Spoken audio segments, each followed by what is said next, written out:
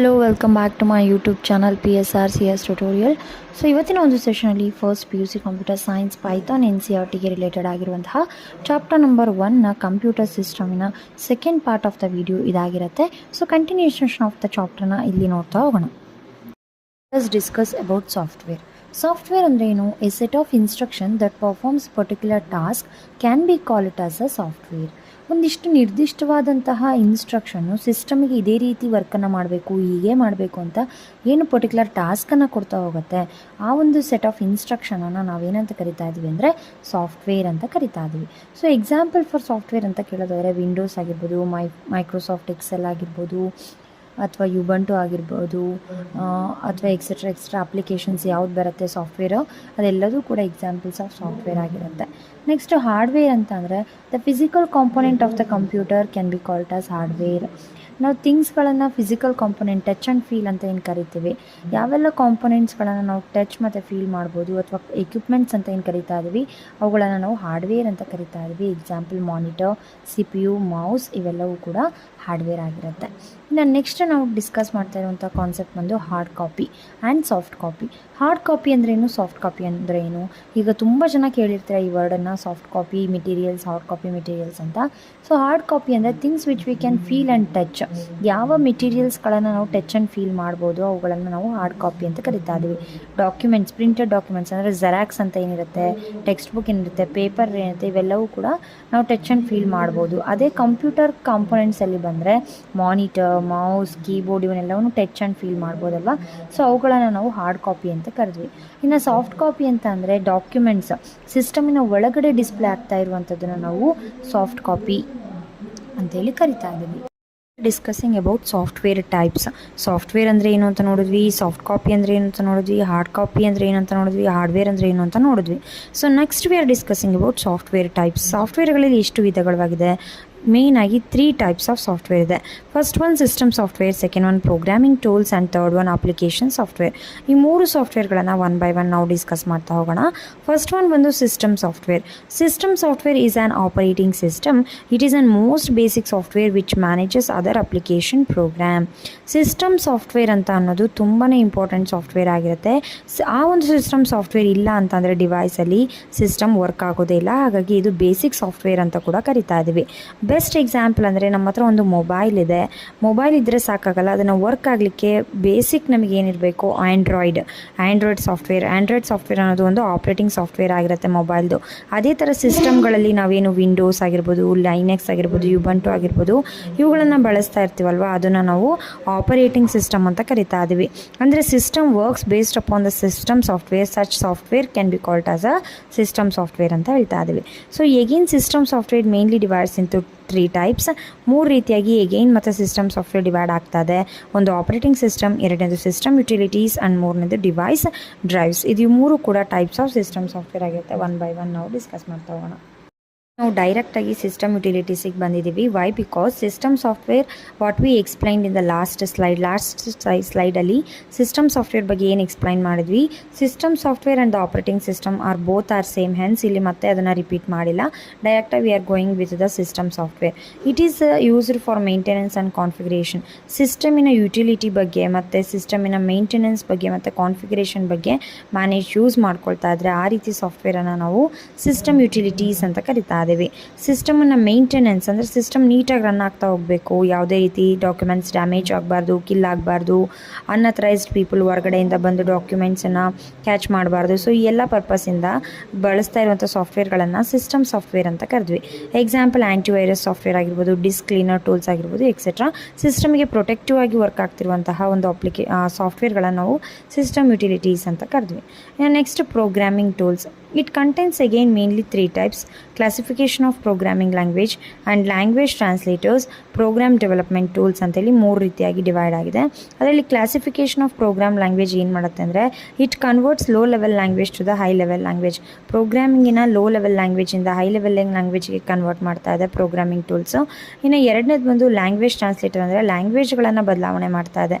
ಅಂದರೆ system knows binary language but human doesn't human aware about the binary language, but he can't able to read or retrieve the data of binary language directly. Hence it converts assembly level language to the machine level language. And program development tools, IDE, integrated development environment, ಪ್ರೋಗ್ರಾಮಿಗೆ supportive ಆಗಿ ಟೂಲ್ಗಳನ್ನು develop ಮಾಡುವಂಥದ್ದು all included in the programming tools. So ಇದಿಷ್ಟು ಕೂಡ system software ಆಗಿತ್ತು. And next we are discussing about application software ಟೈಪ್ಸಲ್ಲಿ ಮೇಜರಾಗಿ divide ಆಗ್ತಿರುವಂಥ ಕ್ಲಾಸಿಫಿಕೇಷನ್ ಬಂದು ಸಿಸ್ಟಮ್ ಸಾಫ್ಟ್ವೇರ್ ಮತ್ತು application software. And application software ಹೇಗಪ್ಪ ಅಂತ ಅಂದರೆ it is further divides into 2 types. So ಇಲ್ಲಿ ಒಂದು ಸಿಸ್ಟಮ್ ಅಂತ ತೊಗೊಂಡ್ರೆ ಆಪ್ರೇಟಿಂಗ್ ಸಿಸ್ಟಮ್ ಇಲ್ಲ ಅಂತಂದರೆ ಸಿಸ್ಟಮ್ ವರ್ಕ್ ಆಗಲ್ಲ, ಬಟ್ ಅಪ್ಲಿಕೇಶನ್ಸ್ ಇಲ್ಲ ಅಂತಂದ್ರೂ ಕೂಡ ಸಿಸ್ಟಮ್ ರನ್ ಆಗುತ್ತೆ.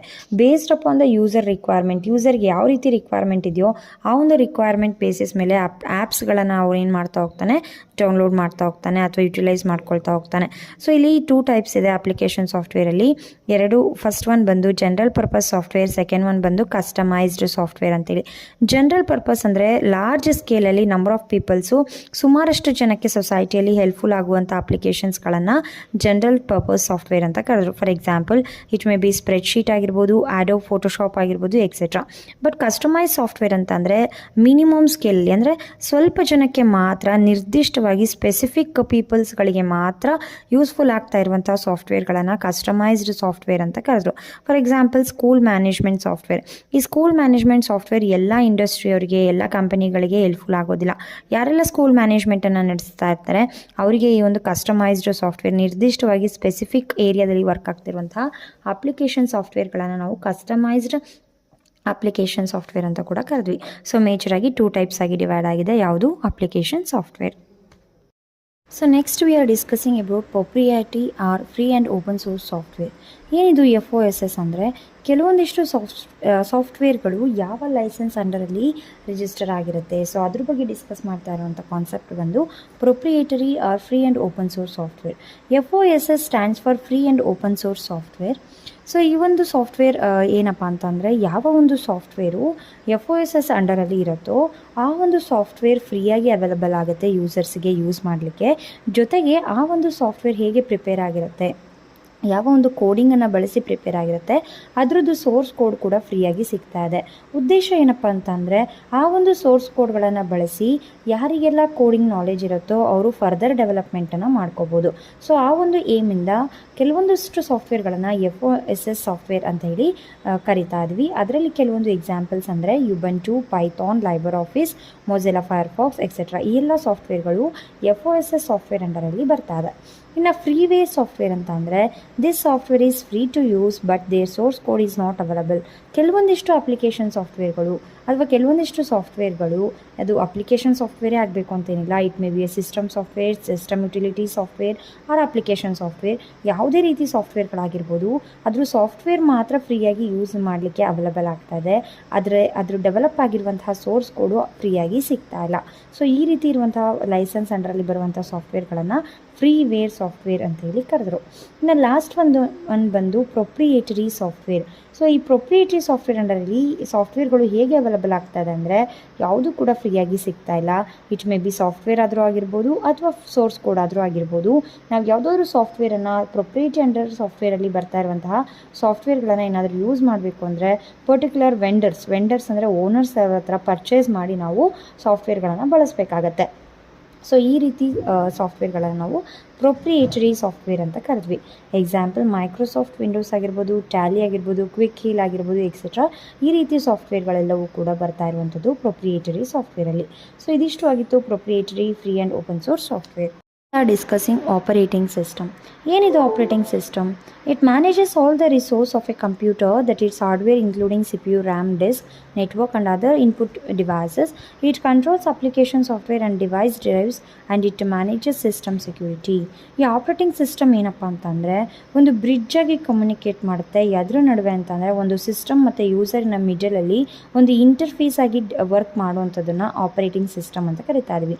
ಯಾವ ಒಂದು ಸಾಫ್ಟ್ವೇರ್ ಯೂಸರ್ ಮತ್ತು ಸಿಸ್ಟಮಿನ ಮಧ್ಯದಲ್ಲಿ ಬ್ರಿಡ್ಜ್ ಆಗಿ ವರ್ಕ್ ಆಗುತ್ತೋ ಆ ರೀತಿಯಾಗಿರುವಂತಹ ಬೇಸಿಕ್ ಇಂಪಾರ್ಟೆಂಟ್ ಮೇನ್ ಸಾಫ್ಟ್ವೇರನ್ನು ನಾವು ಆಪರೇಟಿಂಗ್ ಸಿಸ್ಟಮ್ ಅಂತ ಕರಿತಾ ಇದ್ದೀವಿ. So it includes hardware and the CPU, RAM, disk, network and other input devices. ಎಲ್ಲ ಇನ್ಪುಟ್ ಕಾಂಪೊನೆಂಟ್ಸ್ಗಳನ್ನು ಮತ್ತು ಎಕ್ಸ್ಟರ್ನಲ್ ಆಗಿ ಬರ್ತಾ ಇರುವಂತಹ ಡೇಟಾವನ್ನು ಇನ್ಪುಟ್ ಡಿವೈಸಸ್ಸಿಂದ ತೊಗೊಂಡು ಅದನ್ನು ಪ್ರೊಸೆಸ್ ಮಾಡಿ ಔಟ್ಪುಟ್ ಡಿವೈಸ್ಗೆ ಡಿಸ್ಪ್ಲೇ ಮಾಡೋವರೆಗೂ ಕೂಡ ಎಲ್ಲದನ್ನು ಮ್ಯಾನೇಜ್, ಕಂಟ್ರೋಲ್ ಓವರ್, ಕೋಆರ್ಡಿನೇಷನ್ ಮಾಡ್ತಾ ಇರುವಂಥ ಒಂದು ವರ್ಕಿಂಗ್ ಪ್ರೊಸೆಸ್ ಆಫ್ ಸಿಸ್ಟಮನ್ನು ನಾವು ಆಪರೇಟಿಂಗ್ ಸಿಸ್ಟಮ್ ಅಂತ ಹೇಳಿ ಕರಿತಾ ಇದ್ವಿ. ಸೊ ಆಪರೇಟಿಂಗ್ ಸಿಸ್ಟಮ್ಸ್ಗಳಿಗೆ ಎಕ್ಸಾಂಪಲ್ಸ್ ಬಂದು Windows, Linux, Android etcetera. So ಇವೆಲ್ಲೂ ಕೂಡ ಎಕ್ಸಾಂಪಲ್ಸ್ ಆಫ್ ಸಿಸ್ಟಮ್ ಆಗಿರುತ್ತೆ. ವಿಂಡೋಸ್, ಈ ಲೈನೆಕ್ಸ್ ಅನ್ನೋದು ಕೂಡ ಹೆಚ್ಚಾಗಿ ನಾವು ಸಿಸ್ಟಮ್ಗಳಲ್ಲಿ ಬಳಸ್ತೀವಿ. ಇನ್ನು ಫೋನ್ಗಳಲ್ಲಿ ನಾವು ಬಳಸ್ತಾ ಇರುವಂಥ ಆಪರೇಟಿಂಗ್ ಸಿಸ್ಟಮ್ ಬಂದು ಆ್ಯಂಡ್ರಾಯ್ಡ್ ಆಗಿರುತ್ತೆ. ಇನ್ನು ನೆಕ್ಸ್ಟ್ ಆಬ್ಜೆಕ್ಟಿವ್ಸ್ ಅಂದರೆ aims. First one, provide services for building and running application program. ಇದು ಏನು ಮೇನ್ ಉದ್ದೇಶ ಏನು ಅಂತ ಅಂದರೆ ಆಪ್ರೇಟಿಂಗ್ ಸಿಸ್ಟಮ್ಗಳು ಒಂದು ಅಪ್ಲಿಕೇಶನ್ ಪ್ರೋಗ್ರಾಮನ್ನು ಬಿಲ್ಡ್ ಮಾಡೋಕ್ಕಾಗಿರ್ಬೋದು ಅಥವಾ ಅದನ್ನು ವರ್ಕ್ ಮಾಡಲಿಕ್ಕಾಗಿರ್ಬೋದು, ಒಂದು ಪರ್ಟಿಕ್ಯುಲರ್ ಎನ್ವಿರಾನ್ಮೆಂಟನ್ನು ಕ್ರಿಯೇಟ್ ಮಾಡಿಕೊಡುತ್ತೆ. ಸೊ ಆ ಒಂದು ಕೂಡ ಮೇನ್ ಆಬ್ಜೆಕ್ಟಿವ್ ಅಥವಾ aim of the operating system ಆಗಿರುತ್ತೆ. ಸೆಕೆಂಡ್ ಒನ್ ಬಂದು provide an interface to the user through which the user can interact with the computer. ನಾನು ಆಗಲೇ ಹೇಳಿದಾಗೆ ಒಂದು ಇಂಟರ್ಫೇಸ್ ಅಂತ ಅಂದರೆ ಒಂದು ಬ್ರಿಡ್ಜ್ ಆ್ಯಕ್ಟ್ ಮಾಡ್ತಾ ಇದೆ. ಯಾವುದ್ರ ಮಧ್ಯದಲ್ಲಿ ಅಂದರೆ ಯೂಸರ್ ಮತ್ತು ಸಿಸ್ಟಮಿನ ಮಧ್ಯದಲ್ಲಿ ಇಂಟ್ರ್ಯಾಕ್ಟ್ ಮಾಡಲಿಕ್ಕೆ ಹೆಲ್ಪ್ ಮಾಡ್ತಾ ಇರುವಂಥದ್ದನ್ನು ನಾವು ಆಪ್ರೇಟಿಂಗ್ ಸಿಸ್ಟಮ್ ಅಂತ ಕರಿತಾ ಇದ್ವಿ. So that is also one of the major aim of the operating system ಆಗಿರುತ್ತೆ. ಸೊ ಇದಿಷ್ಟು ಕೂಡ ಸಣ್ಣ brief note of the operating system. Next we are discussing about operating system user interface ಬಗ್ಗೆ ಕೆಲವೊಂದಿಷ್ಟು ಪಾಯಿಂಟ್ಸ್ಗಳನ್ನು ನಾವು ಇಲ್ಲಿ ಡಿಸ್ಕಸ್ ಮಾಡ್ತೀವಿ. It is a software which is part of operating system and whose job is to take commands and inputs from a user for the operating system to process. ಇಲ್ಲಿ interface ಅಂತ ಅಂದರೆ ನಾನು ಆಗಲೇ ಹೇಳಿದಾಗ it has acts as a bridge between the user and the system ಮತ್ತು user ಮಧ್ಯದಲ್ಲಿ enact ಮಾಡಲಿಕ್ಕೆ ಯಾವ ಮುಖಾಂತರವಾಗಿ ನಾವು ಕಮ್ಯುನಿಕೇಷನ್ ಮಾಡ್ತಾ ಇದ್ದೀವಿ ಅನ್ನೋದ್ರ ಬಗ್ಗೆ ಡಿಸ್ಕಸ್ ಮಾಡೋದನ್ನು ನಾವಿಲ್ಲಿ ಯೂಸರ್ ಇಂಟರ್ಫೇಸ್ ಅಂತ ಕರಿತಾ ಇದ್ವಿ. ಯೂಸರು ಯಾವ ಒಂದು ಬೇಸಿಸ್ ಮೇಲೆ, ಯಾವ ಮೆಥಡಾಲಜಿಯಲ್ಲಿ ಅವನು ಇಂಟ್ರ್ಯಾಕ್ಟ್ ಮಾಡಲಿಕ್ಕೆ ಪ್ರಯತ್ನ ಪಡ್ತಾ ಇದ್ದಾನೆ ಸಿಸ್ಟಮ್ ಜೊತೆಗೆ, ಸೊ ಅದನ್ನು ನಾವಿಲ್ಲಿ ಆಪ್ರೇಟಿಂಗ್ ಸಿಸ್ಟಮ್ ಇಂಟರ್ಫೇಸ್ ಅಂತ ಕರಿದ್ವಿ. ಸೊ ಮೇಜರಾಗಿ 5 ರೀತಿಯಾಗಿ ಯೂಸರ್ ಏನು ಮಾಡ್ಬೋದು, ಸಿಸ್ಟಮಿನ ಜೊತೆಗೆ ಇಂಟ್ರ್ಯಾಕ್ಟ್ ಮಾಡ್ಬೋದು. ಅದರಲ್ಲಿ ಮೊದಲನೇದು ಒಂದು ಕಮಾಂಡ್ ಬೇಸ್ಡ್ ಇಂಟರ್ಫೇಸ್. ಅಂದರೆ ಕಮಾಂಡ್ಸ್ಗಳನ್ನು ಕೊಡೋದ್ರ ಮುಖಾಂತರ, ಇನ್ಪುಟ್ ಡಿವೈಸ್ಗಳನ್ನು ಬಳಸಿ ಕಮಾಂಡ್ಸ್ಗಳನ್ನು ಕೊಡೋದ್ರ ಮುಖಾಂತರ ನಾವು ಯೂಸರ್ ಏನು ಮಾಡ್ಬೋದು, ಸಿಸ್ಟಮಿನ ಜೊತೆಗೆ ಇಂಟ್ರ್ಯಾಕ್ಟ್ ಮಾಡ್ಬೋದು. ಸೊ ದ್ಯಾಟ್ ಇಲ್ಲಿ ಏನು ಕೊಟ್ಟಿದ್ದಾರೆ, requires a user to enter the commands to perform different task. ಬೇರೆ ರೀತಿಯಾದಂಥ ಟಾಸ್ಕ್ಗಳನ್ನು ಪರ್ಫಾರ್ಮ್ ಮಾಡ್ಬೋದು ಯಾವಾಗ user different types of related ಕಮಾಂಡ್ಸನ್ನು ಕೊಟ್ಟಾಗ. Example like creating the file, opening a file, or editing the created file, deleting a file. ಈ ಎಲ್ಲ ಕೆಲಸಗಳನ್ನು ಕಮಾಂಡ್ಸ್ಗಳನ್ನು ಕೊಡೋದ್ರ ಮುಖಾಂತರ ಯೂಸರ್ ಏನು ಮಾಡ್ತಾ ಇದ್ದಾನೆ, ಇಂಟ್ರ್ಯಾಕ್ಟ್ ಮಾಡ್ತಾ ಇದ್ದಾನೆ. ಇನ್ನು ಎರಡನೇದು ಬಂದು graphical user interface. GUI stands for graphical user interface. Let's user run programs, give instructions to the computer in the form of icons, menus and other visual options. Graphical user ಅಂತ ಅಂದರೆ ಒಂದು ಇಮೇಜ್ನ ಬೇಸಿಕ್ಕಾಗಿ ಇಟ್ಕೊಂಡು ಅದ್ರ ಮುಖಾಂತರವಾಗಿ ಇಂಟ್ರ್ಯಾಕ್ಟ್ ಮಾಡ್ತಾ ಇದ್ರೆ. For example desktop ಮೇಲೆ ನಿಮಗೆ ಸ್ಮಾಲ್ ಇಮೇಜಸ್ ಕಾಣುತ್ತೆ ಅಲ್ವ, ಅಂದರೆ ಆ್ಯಪ್ಸ್ಗಳ ಇಮೇಜಸ್ ಕಾಣಿಸುತ್ತೆ, ಸಾಫ್ಟ್ವೇರ್ಗಳ ಇಮೇಜ್ ಕಾಣುತ್ತೆ, ಅಪ್ಲಿಕೇಶನ್ಸ್ಗಳ ಇಮೇಜ್ ಕಾಣುತ್ತೆ. ಸೊ ಅವುಗಳನ್ನು ನಾವಿಲ್ಲಿ ಮೆನೂಸ್ ಅಥವಾ ಐಕಾನ್ಸ್ ಅಂತ ಏನು ಕರಿತಾ ಇದ್ವಲ್ಲ, ಸೊ ಪಿಕ್ಚರ್ ರೆಪ್ರೆಸೆಂಟೇಷನ್ ಆಗಿರುವಂಥಗಳನ್ನು ಬಳಸಿ ಯೂಸರ್ ಇಂಟ್ರ್ಯಾಕ್ಟ್ ಮಾಡ್ತಾ ಇದ್ರೆ ಅದನ್ನು ಗ್ರಾಫಿಕಲ್ ಯೂಸರ್ ಇಂಟರ್ಫೇಸ್ ಅಂತ ಹೇಳಿ ಕರೆದ್ರು. ಇನ್ನು ಥರ್ಡ್ ಒನ್ ಬಂದು touch based interface. Best example ಅಂದರೆ ಆ್ಯಂಡ್ರಾಯ್ಡ್ ಫೋನ್ಸ್ಗಳು ಅಥವಾ ಐಫೋನ್ಸ್ಗಳಾಗಿರ್ಬೋದು. ಒಟ್ಟು ಟಚ್ ಸ್ಕ್ರೀನ್ಸ್ಗಳನ್ನು ಯಾವ್ಯಾವ ಮೊಬೈಲ್ಗಳನ್ನು ಬಳಸ್ತಾ ಇದ್ದೀವಿ ಅವೆಲ್ಲವೂ ಕೂಡ best example of touch based interface.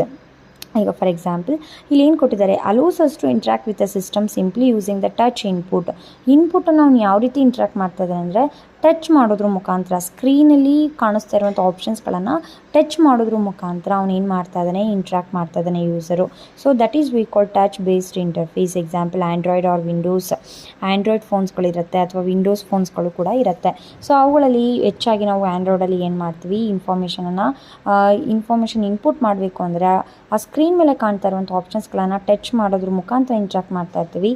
So ಆ ರೀತಿ ಇಂಟ್ರ್ಯಾಕ್ಟ್ ಮಾಡಿದರೆ ಅದನ್ನು ಟಚ್ ಬೇಸ್ಡ್ ಇಂಟರ್ಫೇಸ್ ಅಂತ ಕರೆದ್ವಿ. ನೆಕ್ಸ್ಟ್ ವಾಯ್ಸ್ ಬೇಸ್ಡ್ ಇಂಟರ್ಫೇಸ್ ಅಂತ ಅಂದರೆ design to address the needs of all the types user needs, use voice based commands to make computer work in a desired way. ಸಿಸ್ಟಮಲ್ಲಿ voice ಮುಖಾಂತರ ಅಂದರೆ ಏನೋ ಒಂದು ಹೇಳೋದ್ರ ಮುಖಾಂತರವಾಗಿ, ಬೆಸ್ಟ್ ಎಕ್ಸಾಂಪಲ್ ಅಂದರೆ ಗೂಗಲ್ ಅಥವಾ ಯೂಟ್ಯೂಬ್ಗಳಲ್ಲಿ ನೋಡಿ, ನಿಮಗೆ ಮೈಕ್ ಸಿಂಬಲ್ ಇರುತ್ತೆ ಸರ್ಚ್ ಬಾಕ್ಸಲ್ಲಿ. ಸೊ ನಾವು ವಾಯ್ಸಲ್ಲಿ ಹೇಳೋದನ್ನ ಅದು ಏನು ಮಾಡ್ಕೊಳ್ಳುತ್ತೆ, ರೆಕಾರ್ಡ್ ಮಾಡಿಕೊಂಡು ನಾವೇನು ಹೇಳ್ತಾ ಇದ್ದೀವಿ ಅದಕ್ಕೆ ರಿಲೇಟೆಡ್ ಆಗಿರುವಂಥ ಇನ್ಫಾರ್ಮೇಷನ್ ನನಗೆ ಅದು ಡಿಸ್ಪ್ಲೇ ಮಾಡ್ತಾ ಹೋಗುತ್ತೆ. ಹಾಗೆ ವಾಯ್ಸ್ ಮುಖಾಂತರವಾಗಿ ಇಂಟ್ರ್ಯಾಕ್ಟ್ ಮಾಡ್ತಾ ಇದ್ದರೆ ಅದನ್ನು ವಾಯ್ಸ್ ಬೇಸ್ಡ್ ಇಂಟರ್ಫೇಸ್ ಅಂತ ಹೇಳಿ ಕರೆದ್ವಿ. ಇನ್ನು ಗೆಸ್ಚರ್ ಬೇಸ್ಡ್ ಇಂಟರ್ಫೇಸ್ ಅಂತಂದರೆ let's user interact with gestures promising potential for application in gaming, medicine etcetera. Gesture ಅಂದರೆ ಅಪಿಯರೆನ್ಸ್, ನಾವೇ ಒಂದು ಅಪಿಯರೆನ್ಸ್ ಆಗಿ ನಮ್ಮ ಅಪಿಯರೆನ್ಸ್ ಮುಖಾಂತರವಾಗಿ ನಾವಲ್ಲಿ ಏನಾದರೂ ಇಂಟ್ರ್ಯಾಕ್ಟ್ ಮಾಡ್ತಾ ಇದ್ದರೆ ಅದನ್ನು ಗೆಸ್ಚರ್ ಬೇಸ್ಡ್ ಇಂಟರ್ಫೇಸ್ ಅಂತ ಕರೆದ್ವಿ. ಹೆಚ್ಚಾಗಿ ಮೆಡಿಸಿನ್, ಗೇಮಿಂಗ್ಗಳಲ್ಲಿ ಬಳಸ್ತಾರೆ ಅಂತ ಹೇಳ್ತಾ ಇದ್ದಾರೆ. ನಿಮಗೆ ಒಂದು ಬೆಸ್ಟ್ ಎಕ್ಸಾಂಪಲ್ ಹೇಳಬೇಕು ಅಂತ ಅಂದರೆ, ನಾವು ಈಗ ಫೇಸ್ ಲಾಕ್ ಇಟ್ಟಿರ್ತೀವಿ, ನಮ್ಮ ಗೆಸ್ಚರನ್ನು ಅಪಿಯರ್ ಮಾಡೋದ್ರಲ್ಲಿ ನಾವೇನು ಮಾಡ್ತಾ ಇದ್ದೀವಿ, ಲಾಕನ್ನು ಓಪನ್ ಮಾಡ್ತಾ ಇದ್ದೀವಿ. ಅಲ್ಲೊಂದು ರೀತಿ ಕಮ್ಯುನಿಕೇಷನ್ ಆಗ್ತಾ ಇದೆ. ಅಂದರೆ ಸಿಸ್ಟಮ್ ಅನ್ಲಾಕ್ ಆಗಬೇಕು ಅಂದರೆ ನಮ್ಮ ಒಂದು ಅಪಿಯರೆನ್ಸ್ ಬೇಕಾಗುತ್ತೆ. ಸೊ ಆ ರೀತಿ ಅಪಿಯರೆನ್ಸ್ ಮುಖಾಂತರವಾಗಿ ನಾವು ಇಂಟ್ರ್ಯಾಕ್ಟ್ ಮಾಡ್ತಾ ಇದ್ದರೆ ಅದನ್ನು ನಾವು ಗೆಸ್ಚರ್ ಬೇಸ್ಡ್ ಇಂಟ್ರ್ಯಾಕ್ಷನ್ ಅಥವಾ ಗೆಸ್ಚರ್ ಬೇಸ್ಡ್ ಇಂಟರ್ಫೇಸ್ ಅಂತ ಹೇಳಿ ಕರಿತಾ ಇದ್ದೀವಿ. Next we are discussing about functions of operating system. So ಈ ಫಂಕ್ಷನ್ಸ್ ಆಫ್ ಆಪ್ರೇಟಿಂಗ್ ಸಿಸ್ಟಮಲ್ಲಿ ಮೇಜರಾಗಿ 4 ರೀತಿಯ ಫಂಕ್ಷನ್ಸ್ಗಳು ಬರುತ್ತೆ. ಫಸ್ಟ್ ಒನ್ ಬಂದು process management, second one memory management, third one file management, fourth one device management. So let us see one by one. Process management. Process is nothing but work. ಸಿಸ್ಟಮಲ್ಲಿ ವರ್ಕನ್ನು ಹೇಗೆ manage ಮಾಡ್ತಾ ಇದೆ, control and coordinate ಮಾಡ್ತಾ ಇದೆ ಅನ್ನೋದ್ರ ಬಗ್ಗೆ ಮಾತಾಡ್ತಾ ಇರೋಂಥದ್ದು ಪ್ರೊಸೆಸ್ ಮ್ಯಾನೇಜ್ಮೆಂಟ್. ಈ ಆಪ್ರೇಟಿಂಗ್ ಸಿಸ್ಟಮ್ ಏನು ಮಾಡುತ್ತೆ, ಮಲ್ಟಿಪಲ್ ಪ್ರೊಸೆಸನ್ನು ಅಂದರೆ ಮಲ್ಟಿಪಲ್ ವರ್ಕನ್ನು, ಮಲ್ಟಿಪಲ್ ಟಾಸ್ಕನ್ನು, ಡಿಫ್ರೆಂಟ್ ಅಲೊಕೇಶನ್ಸ್ ಆಫ್ ರಿಸೋರ್ಸಸ್ಸಿಂದ ಇನ್ಫಾರ್ಮೇಷನ್ ಒಂದು ಕಾಂಪೊನೆಂಟಿಂದ ಮತ್ತೊಂದು ಕಾಂಪೊನೆಂಟಿಗೆ ಟ್ರಾನ್ಸ್ಫರ್ ಮಾಡುವಂಥದ್ದು, ಎಕ್ಸ್ಚೇಂಜ್ ಮಾಡುವಂಥ ಕೆಲಸವನ್ನು ಮಾಡ್ತಾ ಇದ್ದರೆ ಅದನ್ನು ನಾವು ಪ್ರೊಸೆಸ್ ಮ್ಯಾನೇಜ್ಮೆಂಟ್ ಅಂತ ಕರಿತಾ ಇದ್ವಿ. ಆ ಪ್ರೊಸೆಸ್ ಮ್ಯಾನೇಜ್ಮೆಂಟ್ ಆಗಲಿಕ್ಕೆ ಹೆಲ್ಪ್ ಮಾಡ್ತಾ ಇರೋಂಥ ಸಾಫ್ಟ್ವೇರ್ ಬಂದು ಆಪರೇಟಿಂಗ್ ಸಿಸ್ಟಮ್ ಆಗಿರುತ್ತೆ. ಎರಡನೇದು ಮೆಮೊರಿ ಮ್ಯಾನೇಜ್ಮೆಂಟ್. ಸಿಸ್ಟಮಲ್ಲಿ of course we are storing the information.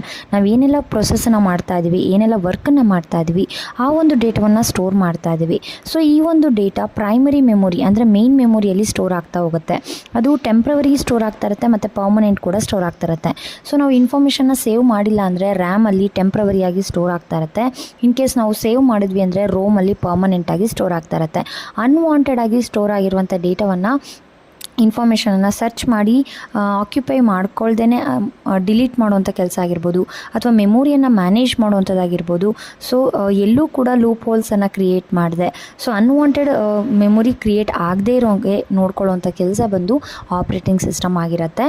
ಈ ಒಂದು memory management only concerned with the primary memory ಆಗಿರುತ್ತೆ. ಬಿಕಾಸ್ ಮೆಮೊರಿಯಲ್ಲಿ ಆಲ್ರೆಡಿ ನಮಗೆ ಗೊತ್ತಿದೆ 2 types, primary memory and secondary memory. So that memory management mainly concerned with the primary memory ಆಗಿರುತ್ತೆ. Third one ಬಂದು file management. It manages secondary memory. File management deals with the secondary memory that is called external memory like pen drive, CD, hard disk. ಅದರಲ್ಲಿ store ಆಗಿರುವಂಥ ಮೆಮೊರಿಯನ್ನು manage ಮಾಡ್ತಾ ಇರುವಂಥದ್ದು. ಯಾವಾಗ ನಾವು ಸಿಸ್ಟಮಿಗೆ ಹಾಕಿ ಅದರಲ್ಲಿ ಏನಾದರೂ ಯೂಸ್ ಮಾಡ್ತಾ ಇದ್ದರೆ, ಸೆಕೆಂಡರಿ ಮೆಮೊರಿ ಡಿವೈಸಸ್ಗಳನ್ನು ಹಾಕಿ ಯೂಸ್ ಮಾಡ್ತಾ ಇದ್ದರೆ ಅದಕ್ಕೆ ರೆಸ್ಪಾನ್ಸಿಬಲ್ ಆಗಿರುವಂಥದ್ದು ಆಪರೇಟಿಂಗ್ ಸಿಸ್ಟಮ್ ಆಗಿರುತ್ತೆ. Next device management. ಡಿವೈಸಲ್ಲಿರುವಂಥ ಸ್ಟೋರೇಜನ್ನು ಮ್ಯಾನೇಜ್ ಮಾಡುವಂಥದ್ದು. ಅದನ್ನು ನಾವು ಹೆಲ್ಪ್ ಆಫ್ ದ ಆಪ್ರೇಟಿಂಗ್ ಸಿಸ್ಟಮ್ನ ತೊಗೊಂಡು ಸಿಸ್ಟಮಲ್ಲಿರುವಂಥ ಡಿವೈಸನ್ನು ನಾವೇನು ಮಾಡ್ತಾ ಇದ್ದೀವಿ, ಮ್ಯಾನೇಜ್ ಮಾಡ್ತಾ ಇದ್ವಿ. The operating system must also provide the options for configuring a particular device. ನಮಗೆ ಬೇಕಾದ ರೀತಿಯಲ್ಲಿ ಡಿವೈಸನ್ನು ನಾವು ಪ್ರಿಪೇರ್ ಮಾಡ್ಕೊಳ್ಳೋವಂಥದ್ದು, ಕಾನ್ಫಿಗರ್ ಮಾಡ್ಕೊಳ್ಳೋವಂಥದ್ದನ್ನು ನಾವಿಲ್ಲಿ ಡಿವೈಸ್ ಮ್ಯಾನೇಜ್ಮೆಂಟ್ ಅಂತ ಕರಿತಾ ಇದ್ವಿ. ಬೆಸ್ಟ್ ಎಕ್ಸಾಂಪಲ್ಸ್ ಅಂದರೆ ನಾವು local disc C, local disc D ಅಂತೆಲ್ಲ ನೋಡಿರ್ತೀವಿ. ಸೊ ನಮಗೆ ಬೇಕಾಗಿರೋ ರಿಕ್ವೈರ್ಮೆಂಟ್ ಮೇಲೆ ನಾವೇನು ಮಾಡ್ಬೋದು, ಅದನ್ನು ಡಿವಿಷನ್ನ ಮಾಡ್ತಾ ಹೋಗ್ಬೋದು, ಮೆಮೊರಿ ಸ್ಟೋರೇಜ್ ಪಾರ್ಟನ್ನು ಡಿವೈಡ್ ಮಾಡ್ತಾ ಹೋಗ್ಬೋದು. ಸೊ ಅದನ್ನು ನಾವಿಲ್ಲಿ ಡಿವೈಸ್ ಮ್ಯಾನೇಜ್ಮೆಂಟ್ ಅಂತ ಕರಿತಾ ಇದ್ವಿ. ಆ ರೀತಿ ಮಾಡಲಿಕ್ಕೆ ಬ್ಯಾಕ್ಗ್ರೌಂಡಲ್ಲಿ ಸಪೋರ್ಟ್ ಆಗ್ತಿರುವಂಥ ಸಾಫ್ಟ್ವೇರನ್ನು ನಾವು ಆಪ್ರೇಟಿಂಗ್ ಸಿಸ್ಟಮ್ ಅಂತೇಳಿ ಕರಿತಾ ಇದ್ವಿ. ಇದಿಷ್ಟು ಕೂಡ ಎಲ್ಲ ಕೆಲಸಗಳು ಕೂಡ ಆಪ್ರೇಟಿಂಗ್ ಸಿಸ್ಟಮಿಂದ ಆಗ್ತದೆ. ಇದು chapter number 1 computer system complete ಆಗಿದೆ. ಐ ಹೋಪ್ ಎಲ್ರಿಗೂ ಕೂಡ ಯೂಸ್ಫುಲ್ ಆಗಿದೆ, ಅರ್ಥ ಆಗಿದೆ ಅಂತ ಭಾವಿಸ್ತಾ, ಯಾರೆಲ್ಲ ನನ್ನ ಚಾನಲ್ನ ಸಬ್ಸ್ಕ್ರೈಬ್ ಮಾಡಿ ನೋಡ್ತಾ ಇದ್ದೀರಾ ಅವರಿಗೆ ತುಂಬ ಹೃದಯದ ಧನ್ಯವಾದಗಳು. ಇನ್ನು ಯಾರೆಲ್ಲ ಚಾನಲ್ನ ಸಬ್ಸ್ಕ್ರೈಬ್ ಮಾಡದೆ ನೋಡ್ತಾ ಇದ್ದೀರಾ ದಯವಿಟ್ಟು ಸಬ್ಸ್ಕ್ರೈಬ್ ಮಾಡಿ ನೋಡಿ, so that next video upload ಆಗಿದ್ದು ನಿಮಗೆ ನೋಟಿಫಿಕೇಷನಲ್ಲಿ ಬರುತ್ತೆ ಅಂತ ಹೇಳ್ತಾ, ಈ ವಿಡಿಯೋ ಇಷ್ಟ ಆಗಿದರೆ ಒಂದು ಲೈಕ್ ಮಾಡಿ, ಕಮೆಂಟ್ ಮಾಡಿ, ಶೇರ್ ಮಾಡಿ. ಇನ್ನು ನೆಕ್ಸ್ಟು ಯಾವ ರೀತಿ ವೀಡಿಯೋಸ್ಗಳನ್ನು ಎಕ್ಸ್ಪೆಕ್ಟ್ ಮಾಡ್ತಾ ಇದ್ದೀರಾ ಅಂತ ದಯವಿಟ್ಟು ಕಮೆಂಟ್ ಸೆಷನಲ್ಲಿ ತಿಳಿಸ್ಕೊಡಿ ಅಂತ ಹೇಳ್ತಾ ನೆಕ್ಸ್ಟ್ ವೀಡಿಯೋದಲ್ಲಿ ಸಿಗೋಣ. ಟಿಲ್ ದೆನ್ ಟೇಕ್ ಕೇರ್, ಬಾಯ್.